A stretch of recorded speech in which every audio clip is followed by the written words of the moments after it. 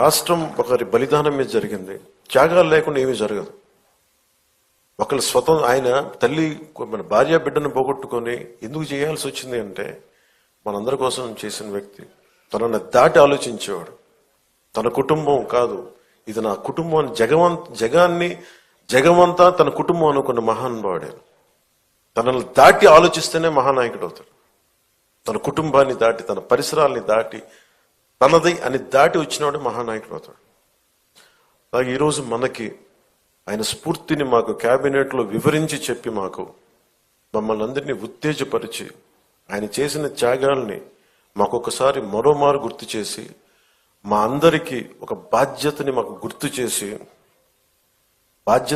చేసి మాకు ఆయన ఆత్మార్పణ దినాన్ని చాలా బలంగా జరుపుకోవాలి, మనం కృతజ్ఞతలు అయి ఉండాలి, దానికి మనం బద్దులై ఉండాలని చెప్పి 10 సార్లు ఉత్తేజపూరితంగా చెప్పిన శ్రీ నారా చంద్రబాబు నాయుడు గారి మనస్ఫూర్తిగా వారికి నా కృతజ్ఞతలు, నా అభినందనలు తెలియజేస్తున్నాను.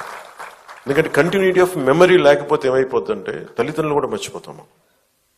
అలాంటిది ఈరోజు ఎందుకు జరుపుకోవాలంటే ప్రతిరోజు మనం గుర్తు పెట్టుకోవాలి. నేను ఈరోజు అన్నం తింటున్నాను, నేను ఒక పదవి వచ్చింది, నేను ఒక ఉద్యోగం చేస్తున్నాను, భాషా ప్రయుక్త రాష్ట్రాలు వచ్చినాయి అంటే ఆయన బలిదానం వల్ల. అది గుర్తుపెట్టుకోవడానికి ఇలాంటి సంస్మరణ దినాలు చాలా అవసరం గుర్తుపెట్టుకోవడానికి. అలాగే ఆయన చేసిన త్యాగాన్ని మరింత ఇనుముడింప చెయ్యాలి అంటే ఇందాక పార్థసారథి గారు చెప్పినట్టుగా, గౌరవ మంత్రి పార్థసారథి గారు చెప్పినట్టుగా, గౌరవ ముఖ్యమంత్రి శ్రీ నారా చంద్రబాబు నాయుడు గారి నాయకత్వంలో విజన్ 2047 ఆవిష్కరించారు పుస్తకాన్ని. ఎలా ఉండాలి విజన్ అనేది. ఆయన ఒక పుట్టి శ్రీరాములు గారు ఒక కలగన్నారు, ఆంధ్రులకి ఒక ప్రత్యేక రాష్ట్రం కావాలని.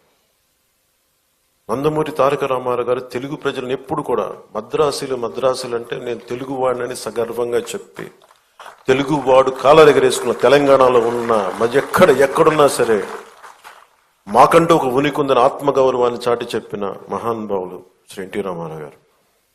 అలాగే చంద్రబాబు నాయుడు గారు మొన్న చెప్పాను, ఒక పార్టీని నడుపుతూ ఎంత కష్టమో నేను చెప్తా ఉన్నాను.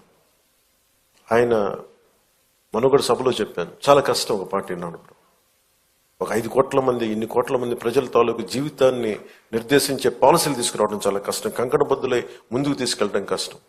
అలాంటిది 2047కి ఎలా ఉండాలి రాష్ట్రం, అదొక డాక్యుమెంట్, అది ఒక దిశానిర్దేశం చేస్తుంది.